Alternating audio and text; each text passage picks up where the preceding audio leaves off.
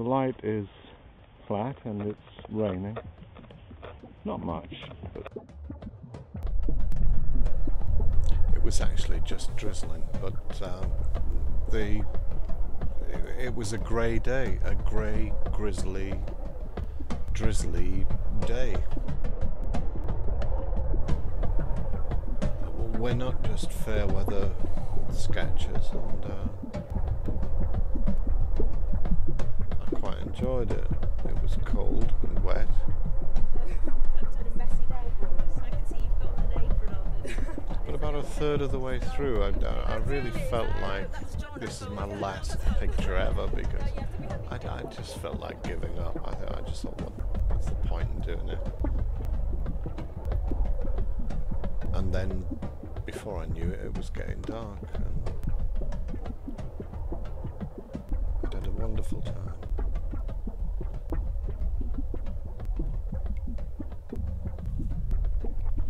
So, inspired by Bill's little sketch, from this point, I thought I'd have a go and see if I could practice what I preach. And to be honest, I didn't capture anything like what Bill did in his, possibly because of the size of the canvas.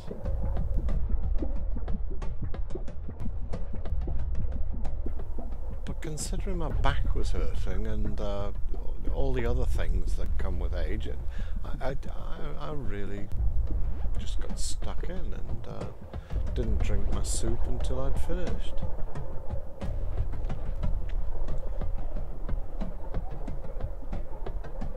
So as you saw earlier, I splashed the paint on and then fiddled around with it and Tipp-Ex'd some bits in and out. Got everything where it should be, and then just put in some colours and tones. That's about it, Bridget, if you're listening. You just got to get out there and do it.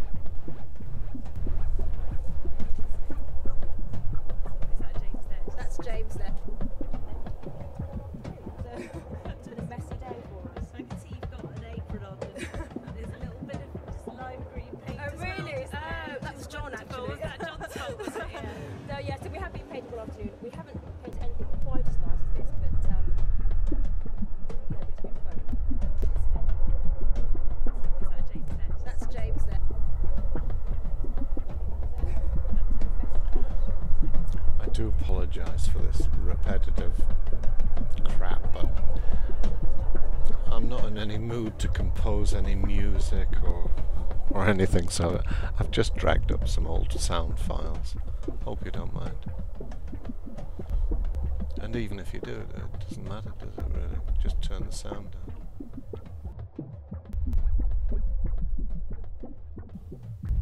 I foolishly positioned the camera directly behind or between me and the canvas. I do apologise for that. There was a lack of foresight. I should have put it at an angle, but my video camera for some reason just wasn't working, and so I had to use this backup camera and my little Nano. And some great kids came down after school and kindly took some shots of me with the Nano camera.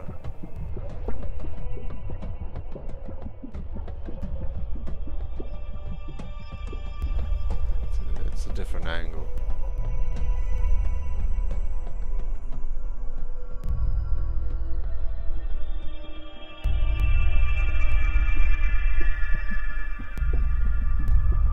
I know what I look like, but I'd rather see the painting.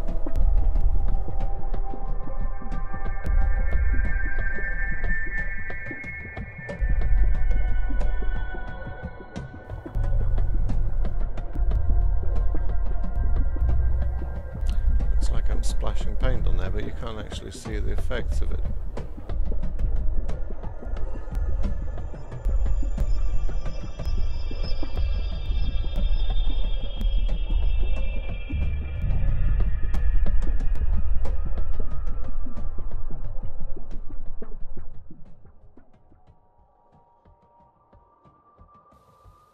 How long did it take you to do this painting? What time is it now? 4:25. I started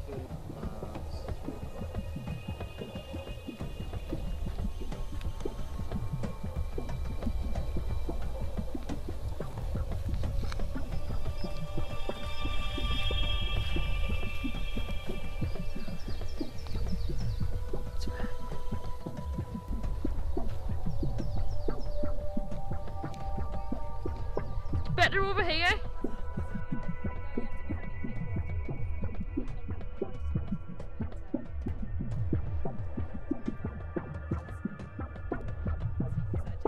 That's James there. It's been a messy day for us. I can see you've got an apron on. There's a little bit of just lime green paint. Oh really? Oh, that's John actually. Was that John's fault, was it? Yeah. No, yeah, so we have been painted one afternoon. We haven't painted anything quite as nice as this, but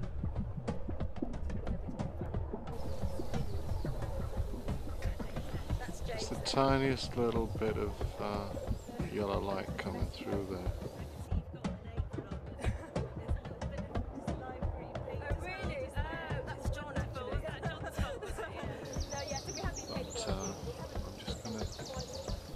Suggest it and lock it in here now. That's James there. So it's been a messy day for us. I can see you've got an apron on. There's a little bit of just lime green paint. Oh really? Oh, that's John actually. Was that John's fault, was it? Yeah. No, yeah, so we have been painted one afternoon. We haven't painted anything quite as nice as this, but no, but it's been fun. Fantastic. Is that James there? That's James there.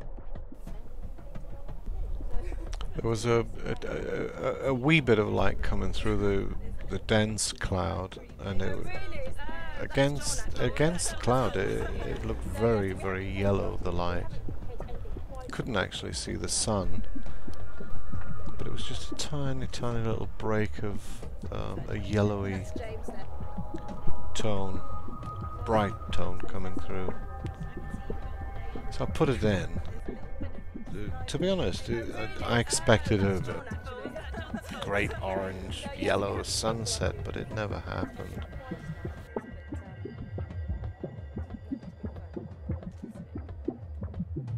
The most contrast I got in the sky, apart from just one tone, apart from the yellow, was a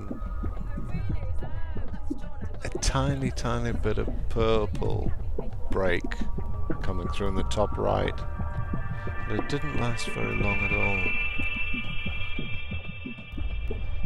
I didn't know whether to go with it or not, but put some of it in. I didn't get all of it.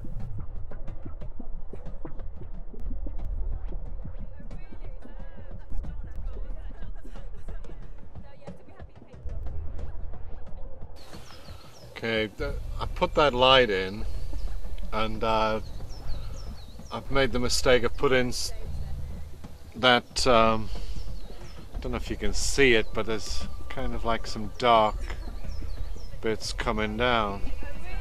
Now, do I go with it? It could just keep changing. I'll see how it goes. The foreground itself had lots of tiny little bits of old reeds sticking up. They weren't full reeds, they were just tiny little shoots that had been lopped off. Like sort of 2 or 3 inch spikes sticking in the foreground.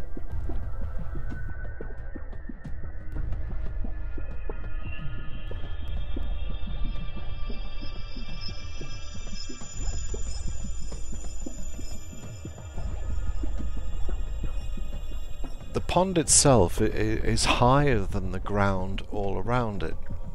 The bank, it's man-made, and the banks are higher than, for instance, at the just below eye level there, the yellow bank in the distance at the end of the pond. That's about 6 to 10 foot higher than the ground beyond it. So the pond itself, it's like a tank that's raised up above everything around it. So when I'm sketching to the right in the previous ones in the blog, you can see that the ground dropping away, and it doesn't look right compared to the level of the water. The water on the right hand side, I'd say, is about 4 foot higher than the ground itself. How on earth it doesn't just seep out, I don't know, but it must be clay. But it's been there for years and years.